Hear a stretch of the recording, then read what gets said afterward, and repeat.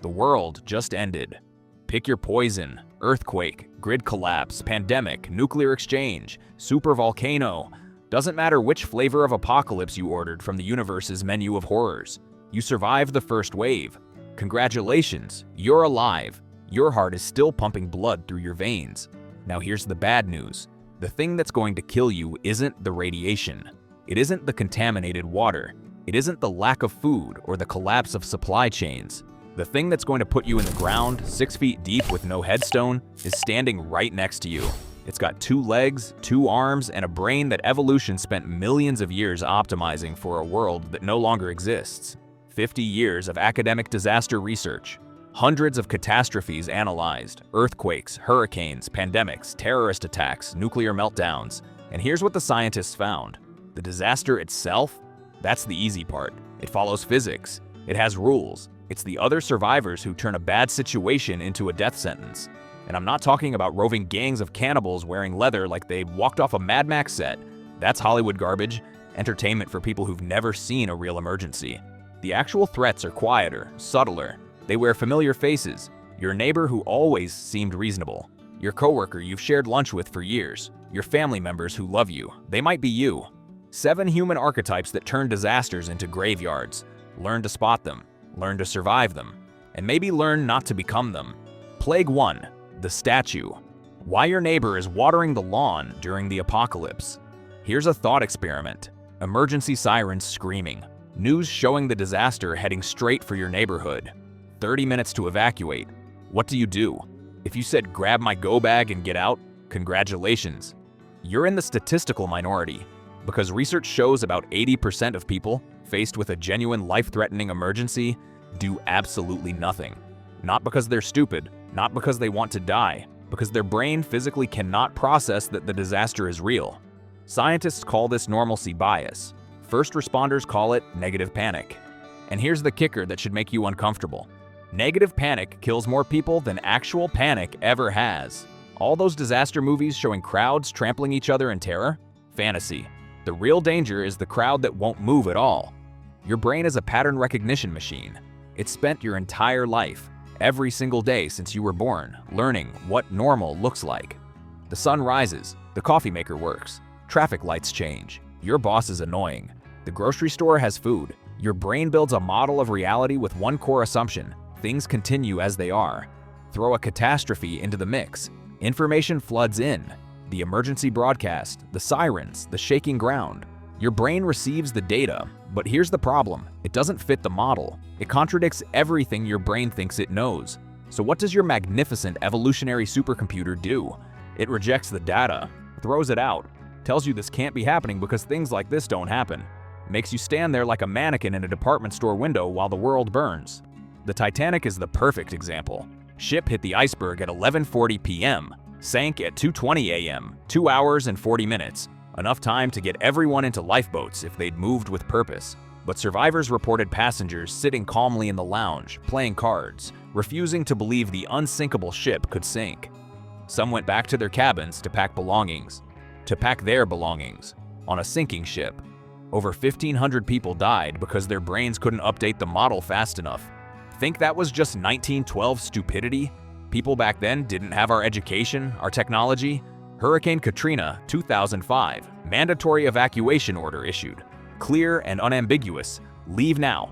Thousands refused, not because they couldn't physically leave, because they'd seen hurricanes before. They'd ridden out storms before. This one would be the same. It wasn't the same. The levees broke. The city flooded. Thousands learned the hard way that past performance doesn't guarantee future results. September 11th, 2001, researchers interviewed World Trade Center survivors. Know what they found? 70% talked to other people before deciding to evacuate. They didn't grab their stuff and run. They milled around, asked colleagues what was happening, checked if the emergency was real. Average delay, over 6 minutes. 6 minutes. In a burning skyscraper, with jet fuel fires raging above their heads. 6 minutes of standing around asking, is this serious? While time ran out. Disaster researcher Dennis Milletti found people typically need warnings from 4 different sources before taking action. 4, not 1. 4 independent confirmations that yes, the emergency is real, and yes, you need to move now. How do you spot the statue? They're asking questions that don't match the severity of the situation. Do you think this is serious? Should we wait and see what happens? I'm sure it'll blow over. They're following normal routines when normal no longer exists, checking work email during an earthquake, finishing their lunch while the tsunami warning blares, arguing about who's going to lock up the office while smoke fills the hallway. And here's the really dangerous part. The statue doesn't just endanger themselves, they anchor everyone around them. When you're scared and uncertain, you look to others for cues about how to behave. It's called social proof. If people around you are calm, your brain interprets that as evidence there's no real danger. The statue's denial becomes contagious. Their freeze response spreads to everyone in proximity. How do you survive the statue? First, recognize you might be one. Pre-plan your emergency responses. Know evacuation routes before you need them. Run the scenarios in your head. Because when disaster hits, you won't rise to the occasion. You'll fall to your level of preparation. That's not a motivational poster slogan. That's decades of research on human performance under stress. Second, don't wait for consensus. If you perceive danger, act on it. Let the social awkwardness of being wrong outweigh the terminal consequence of being right but frozen. The statues who survive are almost always the ones standing next to someone who grabbed them by the collar and physically dragged them to safety. Third, use concrete, specific commands. "We need to leave" doesn't work on a brain stuck in denial. It's too abstract. Stand up, walk to the door, follow me to the car, now. That gives the frozen brain a script to follow. Action beats analysis when the clock is ticking. The statue is dangerous because they look completely normal right up until they're dead. Not screaming, not running in circles, just standing there, waiting for the world to make sense again. It won't. Move anyway. Speaking of brains that lie to their owners, wait until you meet the next plague. Because if the statue thinks the disaster isn't real, this next guy is absolutely certain he's got it all figured out. He doesn't. Plague 2, the expert. Dunning-Kruger with a bug-out bag. You know this guy. You've definitely met this guy. Maybe you've been trapped at a barbecue with this guy while he cornered you for 45 minutes explaining his comprehensive survival strategy. He's watched every episode of every prepper show. Got a bug-out bag with 73 carefully selected items he's never actually used in a real emergency. Read the books. Watched hundreds of hours of YouTube videos.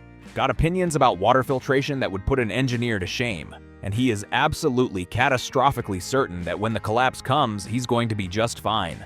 He's also, statistically speaking, the most likely to get himself and everyone who follows him killed.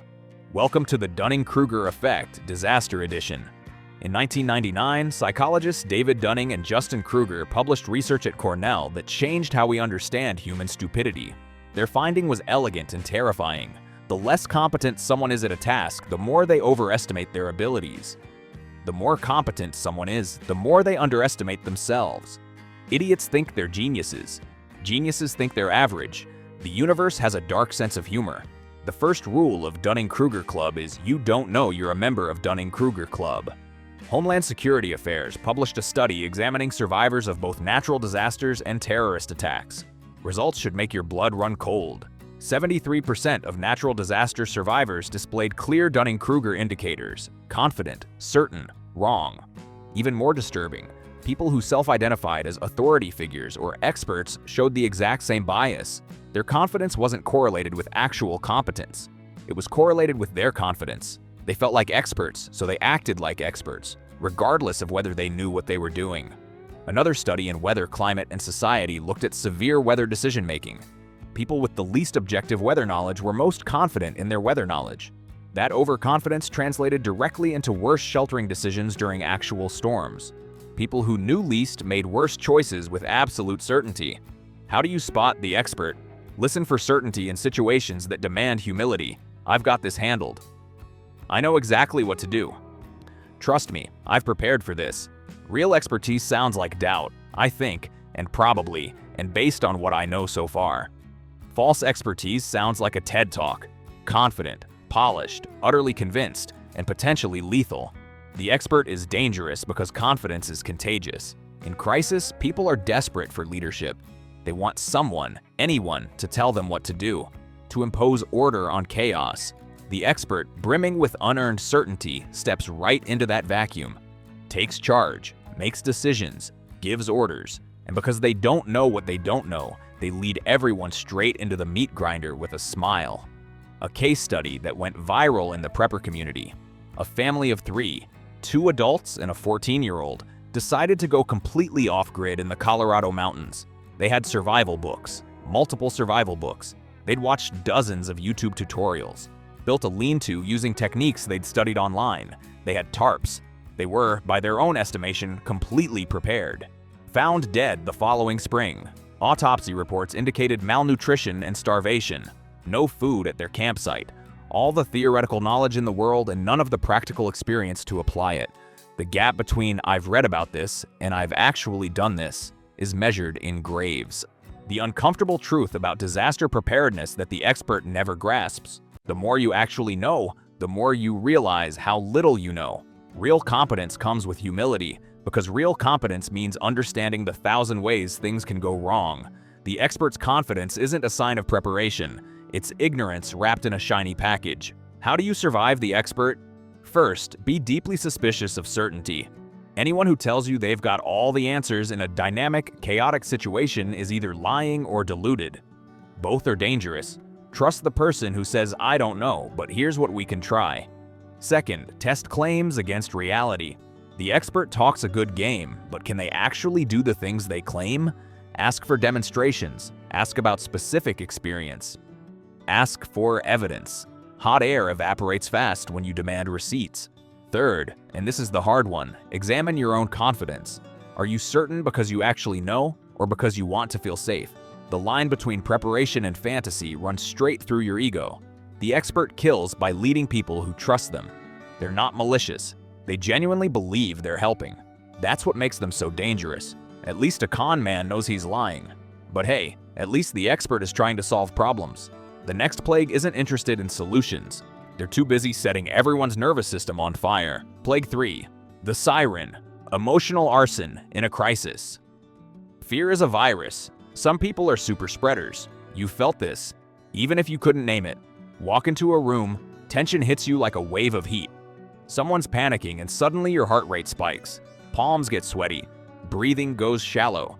You didn't see the threat, didn't evaluate the danger with your rational mind. Just caught the fear like secondhand smoke. Scientists call this emotional contagion. In disaster scenarios, it's the match that turns manageable situations into raging dumpster fires. Here's how it works neurologically. When you observe someone experiencing fear, your mirror neurons fire. Specialized brain cells that activate both when you perform an action and when you see someone else perform it. They're the foundation of human empathy. Also the reason panic spreads faster than information. Your amygdala, the brain's threat detection center, processes emotional cues before your conscious mind even registers them. You see someone's terrified face, amygdala sounds the alarm before your prefrontal cortex can ask, wait, what are they actually afraid of? Fear doesn't need to be rational to be contagious. It just needs to be visible. And here's where it gets worse. A 2018 study by researchers Nakahashi and Otsuki found something counterintuitive.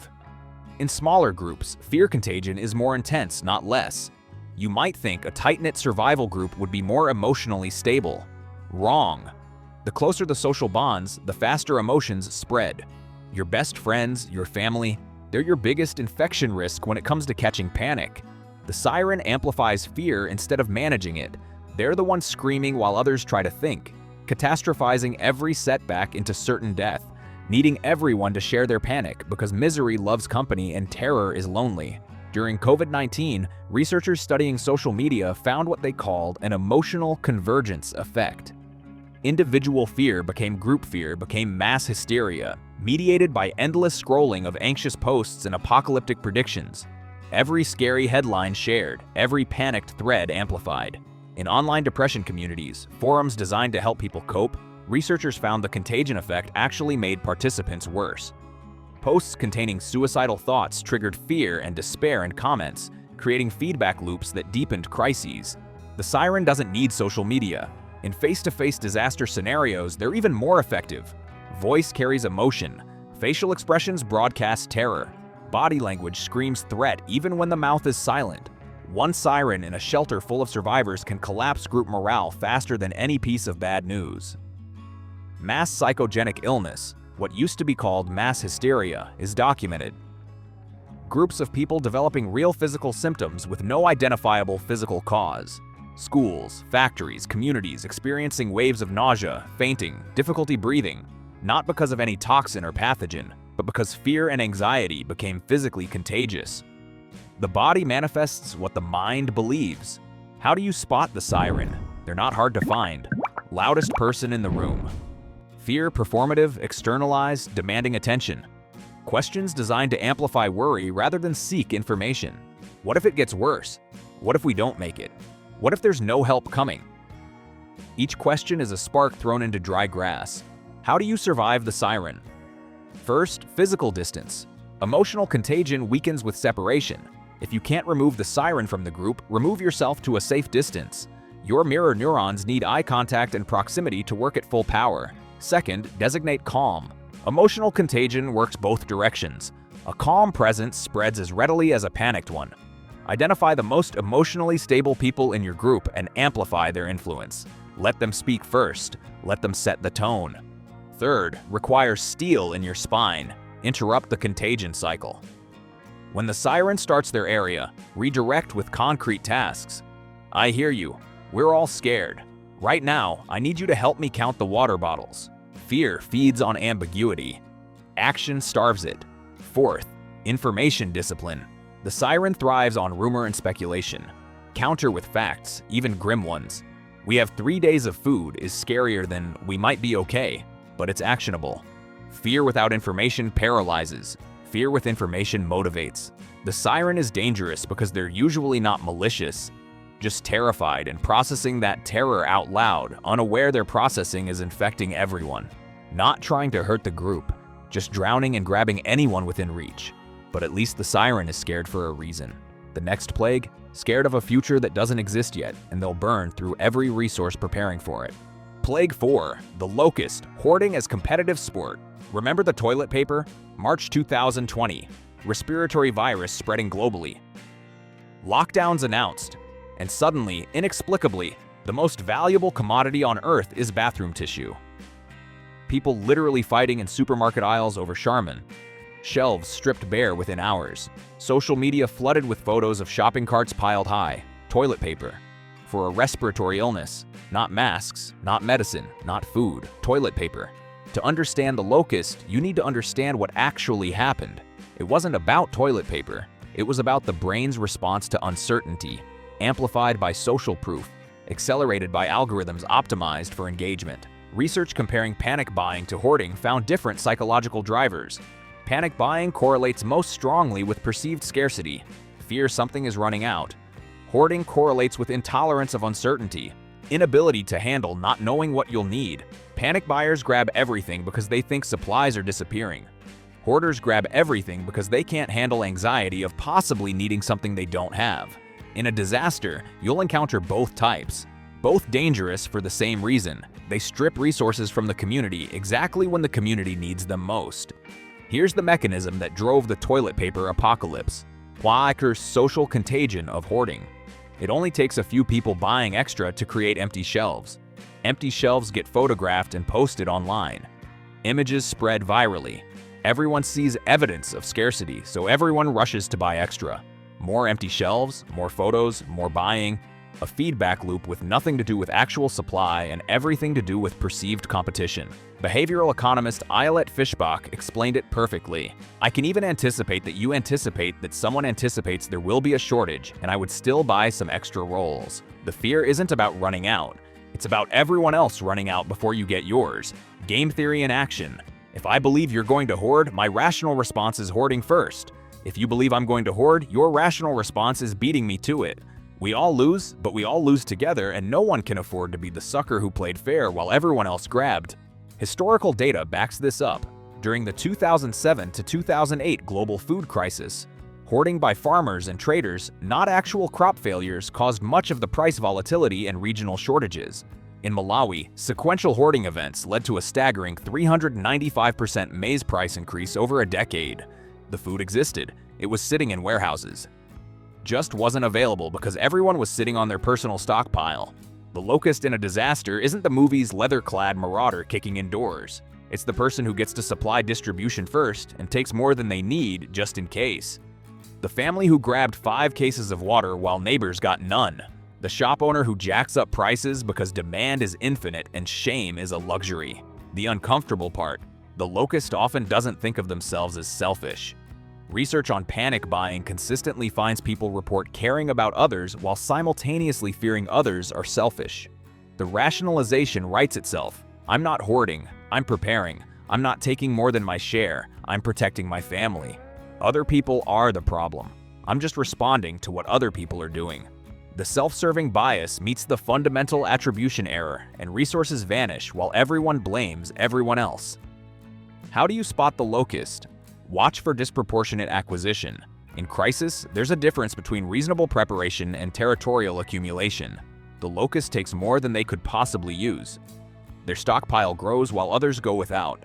They get defensive when questioned about supplies. How do you survive the locust? First, community coordination. The hoarding game theory only works when everyone plays solo.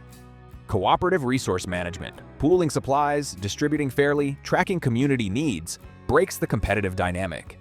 Much harder to justify grabbing 5 when everyone knows you only need 2. Second, early honest communication about scarcity. Research shows buying restrictions, limits per customer, actually reduce panic buying even though they technically increase perceived scarcity.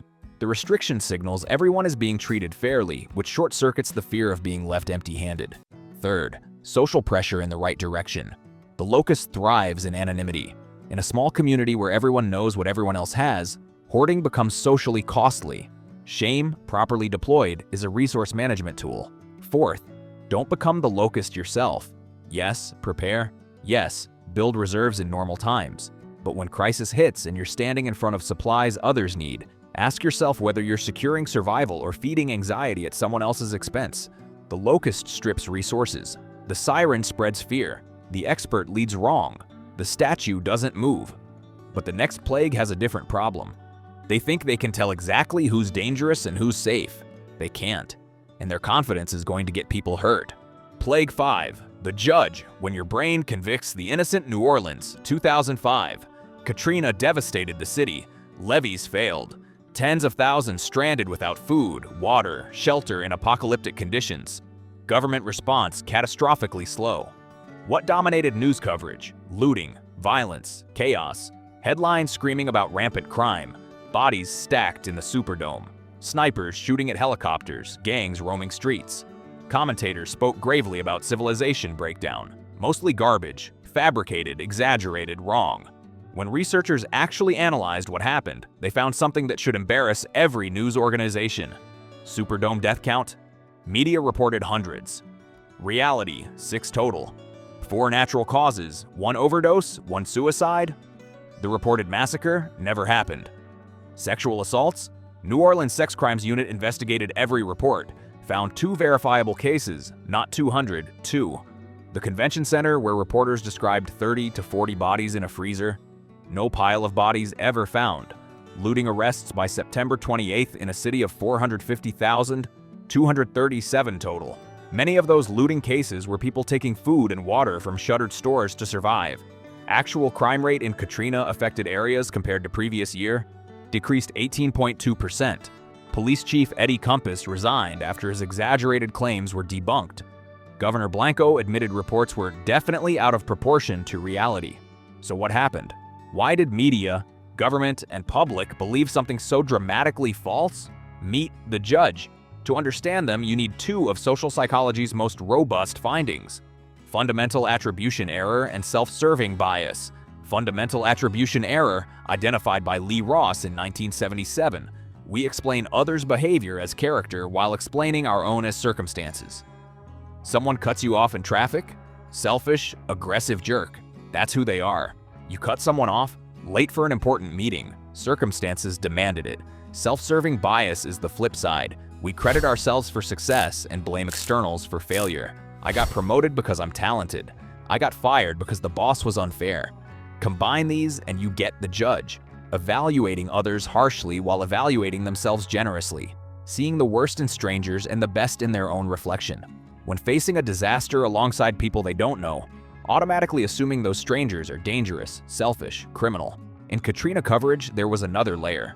Many stranded survivors were poor and black. Fundamental attribution error combined with existing stereotypes to produce a narrative that fit what viewers expected. Two photographs went viral comparing identical behaviors described differently. A black person looting a grocery store versus white people finding supplies. Same action, different judgment. The judge doesn't require racism to operate, but racism makes the judge more efficient. Here's why the judge is dangerous. 50 years of disaster sociology shows the dominant response to catastrophe is pro-social, not antisocial. People help each other. Strangers become community. The heroic bystander isn't the exception, it's the statistical rule. But the judge doesn't see this, can't see this, sees every stranger as potential threat, treats cooperation as naivety and trust as weakness, turns potential allies into imaginary enemies, and their paranoia, broadcast loudly enough, becomes self-fulfilling prophecy. Treat people like enemies long enough, they start acting like enemies. How do you spot the judge? Listen for sweeping generalizations. You can't trust anyone out there. People show their true colors in a crisis. It's every man for himself now. Confident absolutes about human nature, usually citing common sense or how people really are. How do you survive the judge? First, counter their narrative with data, not opinion, data. Research is clear. Most people help each other in disasters. Exceptions are newsworthy precisely because they're exceptions.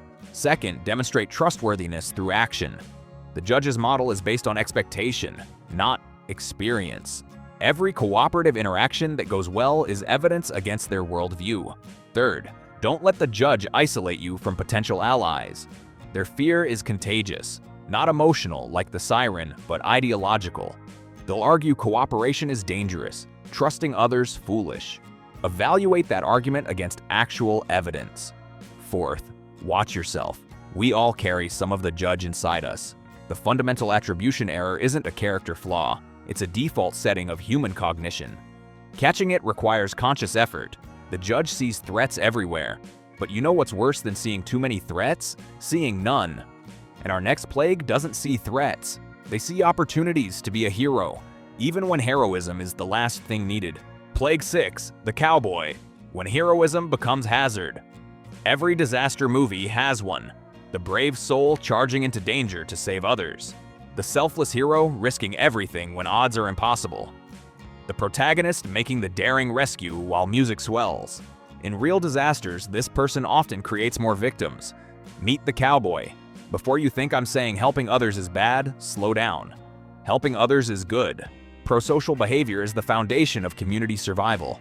But there's a critical difference between helping others and playing hero, and the cowboy doesn't know where that line is. The cowboy is the untrained person running into a collapsed building because they have to do something. The strong swimmer who drowns trying to save someone in a riptide. The well-meaning neighbor who moves a car accident victim with potential spinal injury, turning survivable injury into permanent paralysis. The armed civilian engaging an active shooter without training, coordination, or situational awareness. The road to mass casualty events is paved with good intentions and insufficient competence. The cowboy is driven by illusion of control, belief they can influence outcomes actually determined by factors beyond their control. Combined with Dunning-Kruger, they don't know what they don't know, so they don't know they're unqualified. There's also status. Being the hero feels good. Satisfies deep psychological needs for significance, courage, social value. The cowboy isn't just trying to help, they're trying to be the kind of person who helps. That subtle shift from solving the problem to being seen solving the problem creates perverse incentives. First responders have a term for untrained civilians rushing into danger zones, secondary victims. The cowboy doesn't just fail to help, they become another person needing rescue. Consume resources meant for original victims. In worst cases, get other people killed trying to save them. Drowning studies consistently find significant deaths involve would-be rescuers. Pattern is tragically predictable. Person A gets in trouble. Person B, untrained in water rescue, jumps in. Person A, panicking, grabs onto Person B. Person B gets pulled under. 2 drowning victims instead of 1. Same pattern in structural collapses, fires, chemical spills, active violence. Well-meaning intervention without training, equipment, or coordination increases body counts. And here's the uncomfortable corollary. Sometimes the cowboy syndrome prevents people from doing the one thing that would actually help. During early minutes of the Pulse nightclub shooting, some survivors reported people hesitated to flee because they wanted to help others. Noble impulse. Also counterproductive when the best thing is getting out, getting safe, and directing professional responders. How do you spot the cowboy? They want to act before they think. Resist waiting for professional help because waiting feels like cowardice. Talk about what they have to do instead of what would be effective. More focused on their role in the story than outcomes. How do you survive the cowboy, including the one inside you? First, train before crisis. The difference between cowboy and actual hero is competence. First aid training, crisis response training, understanding actual capabilities versus imagined ones.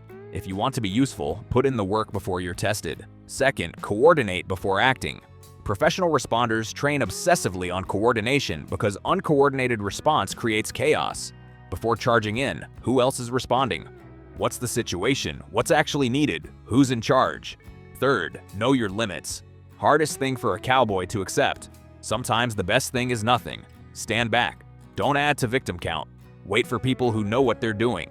Fourth, redirect the hero impulse into useful channels. Can't perform a rescue? Establish a perimeter.